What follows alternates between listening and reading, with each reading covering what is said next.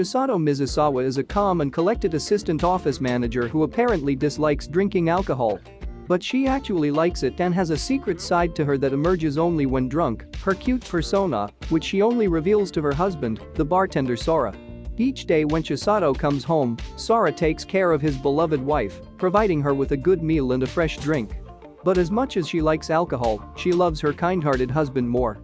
Together, they share a life that is filled with happiness and the more than occasional cocktail. One day the bold and beautiful Ayame Himuro outwardly declares that she is in love with Shinya Yukimura, her fellow logical and level-headed scientist. Acknowledging his own lack of experience with romance, Yukimura questions what factors constitute love in the first place and whether he is in love with Himuro or not. Both clueless in the dealings of love, the pair begin to conduct detailed experiments on one another to test the human characteristics that indicate love and discern whether they demonstrate these traits toward each other. Akira Tachibana, a reserved high school student and former track runner, has not been able to race the same as she used to since she experienced a severe foot injury. And although she is regarded as attractive by her classmates, she is not interested in the boys around school. While working part-time at the Garden Cafe, Akira begins to develop feelings for the manager, a 45-year-old man named Masami Kondo, despite the large age gap. Kondo shows genuine concern and kindness toward the customers of his restaurant, which, while viewed by others as soft or weak, draws Akira to him. Spending time together at the restaurant, they grow closer, which only strengthens her feelings. Weighed down by these uncertain emotions, Akira finally resolves to confess, but what will be the result? High schooler Aoi Mashiro moved from home 6 months ago, but a recent breakup has made her want to return to tell off her ex-boyfriend. In need of money for a train ticket, she steals 2 hanging scrolls from her grandfather's attic and takes them to be appraised at an antique shop in the heart of Kyoto's Teramachi Sanju shopping district. Little does she know that a fateful encounter awaits her during this visit. Upon entering the shop, Aoi is greeted by Kiyotaka Yagashira, the owner's grandson and a graduate student at Kyoto University. Nicknamed Holmes for a pun involving his surname, as well as for his incredible deductive skills, Kiyotaka inspects the scrolls that Aoi brought with her. Based on the items she selected to sell, Kiyotaka senses that Aoi possesses great intuition not unlike his own. Seeing her potential and sympathizing with her story, Kiyotaka offers Aoi a part-time job so she can earn the required money herself. Restaurant worker Minor Koda has recently been through a bad breakup. Heartbroken and drunk after a night out, she rants about her misery to a complete stranger, Kanetsugu Matu, a radio station director local to Sapporo, Hokkaido. The next day at work, Minor is shocked to hear a recording of herself from the previous night playing over the radio. Flustered, she rushes to the radio station in a frenzy to stop the broadcast. As she confronts Matu, a chain of events leads to her giving an impromptu talk live on air, explaining her savage drunken speech. With her energetic voice, she delivers a smooth dialogue with no hesitation, which Matu recognizes as raw talent. Rikuo Uezumi has all but resigned himself to a bleak future, aimlessly working at a convenience store in Tokyo after graduating from college. His monotonous life is interrupted when the peculiar Haru Nanaka makes a lively appearance, frequently dropping by his workplace to befriend him. When Rikuo learns that an old college friend and crush, Shinako Morinam, has moved back into town, he reaches out to further their relationship. Unbeknownst to Rikuo, however, Shinako is carrying painful memories from her past that were holding her back from accepting his feelings. Meanwhile, as Haru continually opens up to Rikuo, he discovers that she, much like him, is living by herself and wants to step out of her comfort zone into an uncertain future. When regular salaryman Yoshida wakes up one Sunday morning after a long night at the bar, the last thing he expects to see is that his tiny apartment has a new resident, an unfamiliar high school girl. The previous night, despite finally gathering the courage to confess to his boss and longtime crush, Iri Goto, Yoshida was rejected. After drowning his sorrows at a bar with his good friend Hashimoto, Yoshida headed back to his home in a drunken stupor, only to run into Seiyu Ajiwara, a runaway high schooler. She asked him to let her stay the night, and with his judgment clouded by alcohol, Yoshida complied. She, a renowned assassin of the 21st century, actually crossed over to become Sue Manor's most useless good-for-nothing fourth miss. He, Jin Empire's Imperial Highness, was an emotionless, overbearing demonic tyrant with unrivaled talent. Everyone knew that she was idiotic and good for nothing and bullied her as they pleased. But only he, the overbearing tyrant with the discerning eye, wouldn't let go of her, even if his life depended on it. For the time being, let's just see how the stubborn versus stubborn clash and play out in this good show of the Chazer and the Chazed. 12-year-old Kaushi Nagumo's life suddenly goes downhill when his father abandons him after their house burns down. Left to fend for himself, Kaushi collapses on the street, but an eccentric woman named Mineru Wachi takes pity on him and brings him to the female dormitory Megami Ryu. After learning of Kaushi's situation, Mineru, who happens to be the temporary manager, invites him to become Megami Ryu's official dormitory mother. However, what awaits him are the dorm's residents, each with their own wacky shenanigans. Despite this, Kaushi does his best to fulfill the duties of this crazy new life. Though they couldn't be any more different, love has managed to blossom between Hajime Sanashi, a hardcore otaku who shuts himself in at home while making a living off his blog, and his wife Kaoru, a hard-working office lady who, in contrast, is fairly ordinary, albeit somewhat of a crazy drunk. As this unlikely couple discovers, love is much more than just a first kiss or a wedding. The years that come afterward in the journey of marriage brings with it many joys as well as challenges. People fall in love in the most mysterious of ways. This statement seems to be especially true for the affluent genius playboy Ryu Amakusa. When he nearly falls off the stairs one rainy morning, a girl named Ichika Urima saves him. As if by fate, Ryu encounters Ichika again later that night. She happens to be the best friend of his little sister, Ryo.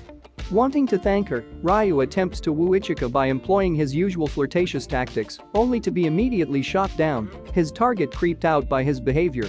Rather than being discouraged, Ryu instead becomes more enthralled by her, and he begins to do everything he can to steal Ichika's heart, despite receiving disgusted reactions each time. Due to a tragic accident, Banri Tada is struck with amnesia, dissolving the memories of his hometown and past. However, after befriending Mitsuo Yanagisawa, he decides to move on and begin a new life at law school in Tokyo. But just as he is beginning to adjust to his college life, the beautiful Kauko Kaga dramatically barges into Banri's life, and their chance meeting marks the beginning of an unforgettable year. Yuta Takemoto, a sophomore at an arts college, shares a cheap apartment with two seniors, the eccentric Shinobu Morita, who keeps failing to graduate due to his absenteeism, and the sensible Takumi Mayama, who acts as a proper senior to Takemoto, often looking out for him. Takemoto had not given much thought to his future until one fine spring day, when he meets the endearing Hagumi Hanamoto and falls in love at first sight. Incredibly gifted in the arts, Hagumi enrolls in Takemoto's university and soon befriends the popular pottery student Ayumi Yamada. Ayumi is already well acquainted with the three flatmates and secretly harbors deep feelings. Holo is a powerful wolf deity who is revered in the small town of Paslo for blessing the annual harvest.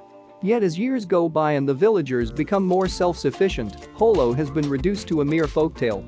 When a traveling merchant named Kraft Lawrence stops at the settlement, Holo offers to become his business partner if he takes her to her northern home of Yoitsu. The savvy trader recognizes Holo's unusual ability to evaluate a person's character and accepts her proposition. The Tonajoshi no Anime Time is a set of 4 short stories that peer into the lives of Japanese women. This isn't a series that's full of bliss, but rather a crude, unpolished look at what life really is and can be like. For some, it may be extremely touching and heartfelt. For others, it might seem uninteresting and boring. Having completed all 4 of the episodes myself, I would say that this series is deliberately intended for a more mature audience. It's a series that makes you look over your shoulder, wondering if you made the right choices. It's a series that makes you afraid of getting old.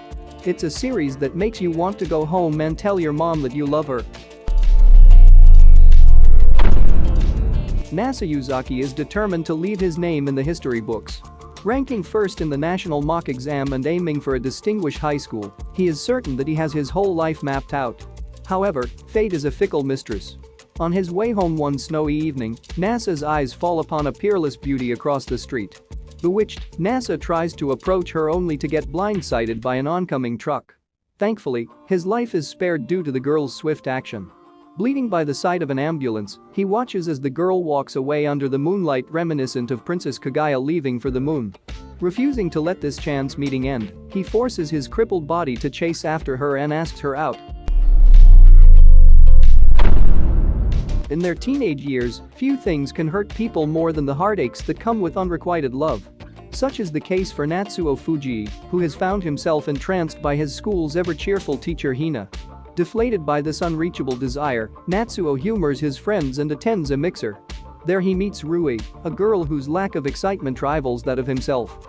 After bonding over their mutual awkwardness, Rui takes Natsuo to her house and asks him to have sex with her, hoping that the experience will stop her friends from treating her like a clueless child. With his hopeless feelings towards Hina still on his mind, Natsuo hesitantly agrees. Dismissed as a hopeless loser by those around him, 27-year-old Arata Kazaki bounces around from one job to another after quitting his first company. His unremarkable existence takes a sharp turn when he meets Ryu Yoke, a member of the Real Life Research Institute, who offers Arata the opportunity to change his life for the better with the help of a mysterious pill. Taking it without a second thought, Arata awakens the next day to find that his appearance has reverted to that of a 17-year-old. Having slept through all 4 of her alarms, the energetic Narumi Mamas finds herself running late for her first day of work at a new office. As she races to catch her train, she makes a promise to herself that none of her coworkers will find out about her dark secret. That she is an otaku and a fujashi. Her plan goes instantly awry, though, when she runs into Hirataka Nafuji, an old friend from middle school. Although she tries to keep her secret by inviting him out for drinks after work, her cover is blown when he casually asks her whether or not she will be attending the upcoming summer Comiket. Luckily for her, the only witnesses Hanako Koyanagi and Teru Kabakura are otaku as well. One autumn evening at a mysterious ramen stand behind the Shimogamo Shrine, a lonely third-year college student bumps into a man with an eggplant-shaped head who calls himself a god of matrimony.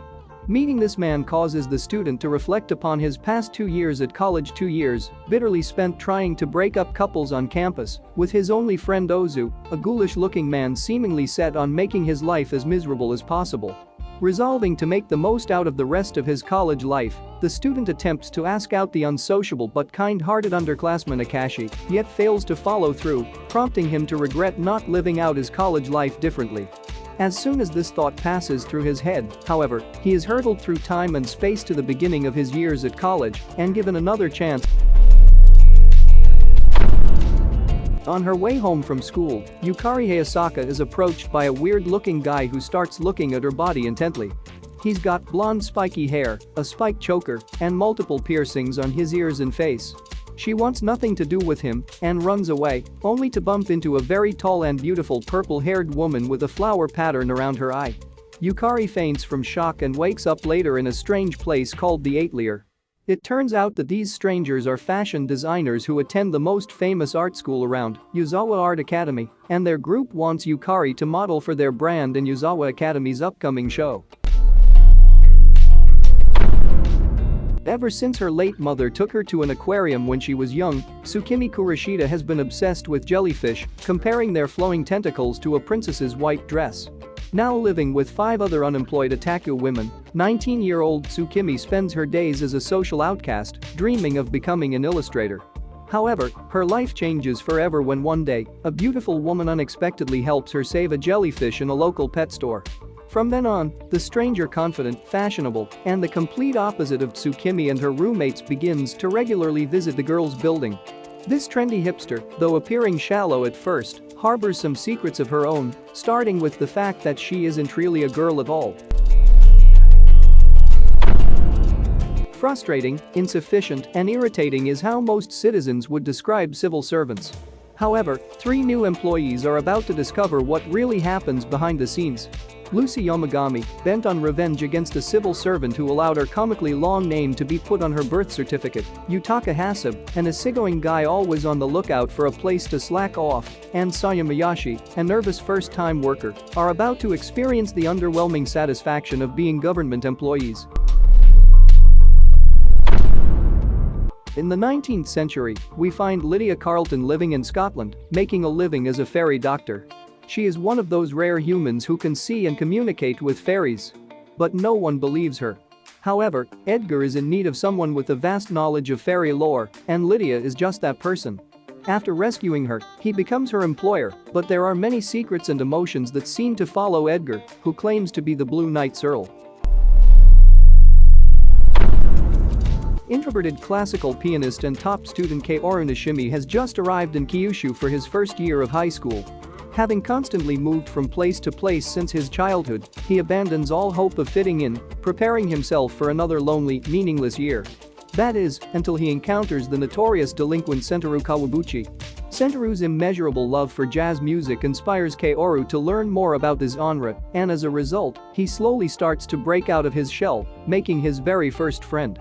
Kaoru begins playing the piano at after-school jazz sessions, located in the basement of fellow student Ritsuko Miyuki's family-owned record shop.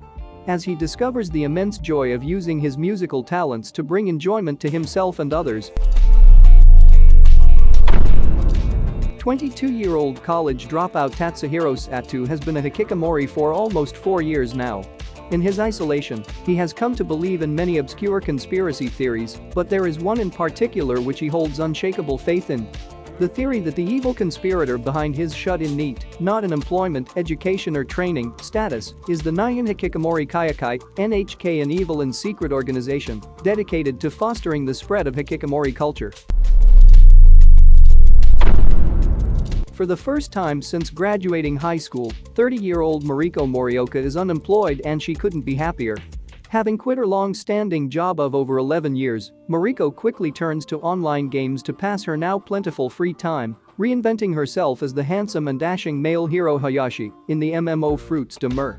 With the pesky societal obligations of the real world out of the way, she blissfully dives headfirst into the realm of the game, where she promptly meets the kind and adorable healer Lily.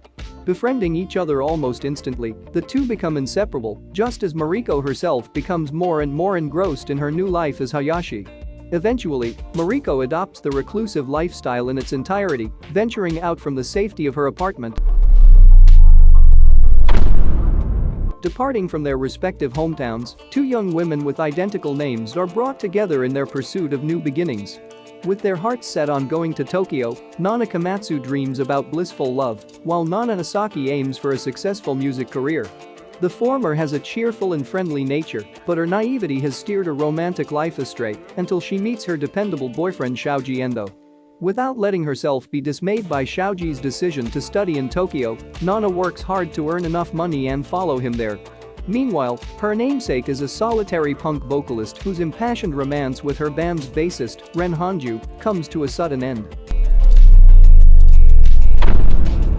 Raisuke Hazuki is a young man whose heart has been stolen away, stopping by the local floral shop daily in order to catch a glimpse of the beautiful Raka Shimao, the shop's owner. In hopes of getting close to her, he decides to get a part-time job at the shop, but before he is able to make his move, he runs into a major roadblock. In her apartment dwells a ghost who claims to be Raka's deceased husband. On Christmas Eve, Hiro Hirono runs into Miyako Miyamura, a frivolous girl who borrows his bicycle in order to chase down a purse thief. After Hiro finds his bicycle wrecked and Miyako unconscious, the two unexpectedly spend their Christmas Eve together, and when they discover they go to the same high school, their accidental relationship develops even further. This sparks the jealousy of Hiro's childhood friend Kei Shindu, whose pure approach to life catches the eye of Kayasuke Satsumi, a womanizing photographer searching for the perfect shot. As always, thanks for watching the video on the top 30 list, and I will see you in my next video.